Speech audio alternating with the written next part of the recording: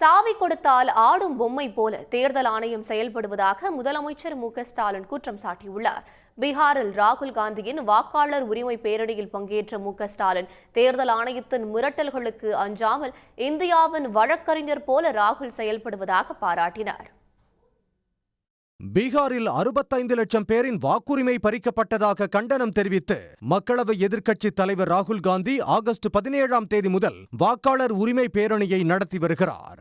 இதில் காங்கிரஸ் ஆளும் மாநில முதல்வர்கள், இந்தியா கூட்டணி தலைவர்கள் பங்கேற்று வரும் நிலையில் பேரணியில் பங்கேற்பதற்காக முதலமைச்சர் மு.க.ஸ்டாலின் பீகார் சென்றார். ராகுலின் பேரணி முசாஃபர்பூரை அடைந்த நிலையில் முதலமைச்சர் மு.க.ஸ்டாலின் பேரணியில் கலந்து கொண்டார்.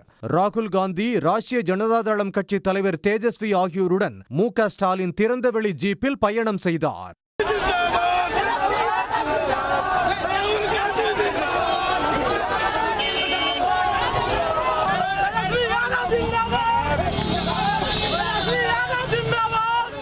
பேரணிக்கு பின் பொதுக்கூட்டத்தில் பேசிய ஸ்டாலின், தேர்தல் ஆணையத்தின் வாக்கு திருட்டை ராகுல் காந்தி அம்பலப்படுத்தி வருவதாக கூறினார். பாஜக கொல்லைப்புறமாக வெற்றி பெற சதி செய்வதாக குற்றம் சாட்டிய ஸ்டாலின், பீகாரில் ராகுல் காந்தி தேஜஸ்வியின் கூட்டு வெற்றி உறுதியாகியிருப்பதாகவும் கூறினார்.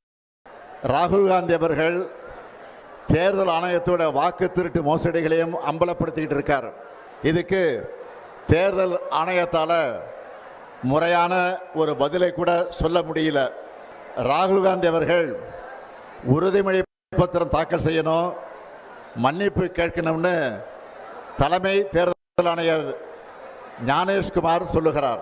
இந்த மிரட்டலுக்கெல்லாம் ராகுல் காந்தி பயப்படுவாரா? ராகுல் காந்தியோட வார்த்தைகள்லையும் கண்கள்லையும் எப்பவும் பயம் இருக்காது. ராகுல் காந்தி அவர்களை பொறுத்த வரைக்கும் சும்மா அரசியலுக்காக, மேடைகளுக்காக பேசுறவர் கிடையாது. தான் பேசுகிற ஒவ்வொரு வார்த்தையும் மிகுந்த கவனத்தோடு பேசுகிறவர் அவர். இப்போ ஏன் பாஜக அவர் மேலே பாயிறாங்கன்னா, பாஜக தேர்தலை எப்படி கேலி கூத்தாக்கிடுச்சுன்னு ராகுல் காந்தி வெளிச்சம் போட்டு காட்டிட்டார். அந்த ஆத்திரத்தில் பாஜக அவர் மேலே பாயிறாங்க. இந்தியாவின் தேர்தல் முறையையே பாஜக கேலி கூத்தாக்கிவிட்டதாக கூறிய முதலமைச்சர் ஸ்டாலின், வாக்குரிமையை பறிக்கும் பாஜகவை மக்கள் நிச்சயம் வீட்டிற்கு அனுப்புவார்கள் என்றும் எச்சரித்தார். பின்னர் பேசிய ராகுல் காந்தி, தேர்தலில் நாளை என்ன நடக்கும் என்று யாருக்கும் தெரியாத நிலையில் அமித்ஷாவுக்கு 50 ஆண்டுக்கான தேர்தல் முடிவு தெரிந்துள்ளதாக கூறினார்.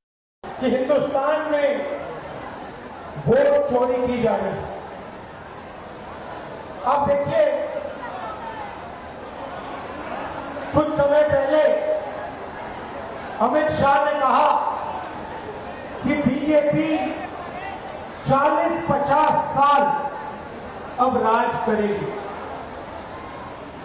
याद है आपको? अब राजनीति में कल क्या होगा किसी को नहीं मालूम, मगर अमित शाह को 40 साल की राजनीति मालूम।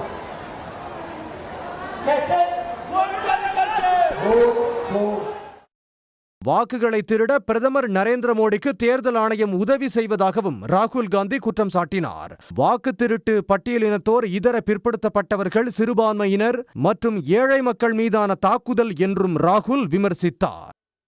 உடனுக்குடன் செய்திகளை தெரிந்து கொள்ள சன் நியூஸ் பெல் ஐகானை கிளிக் பண்ணுங்க.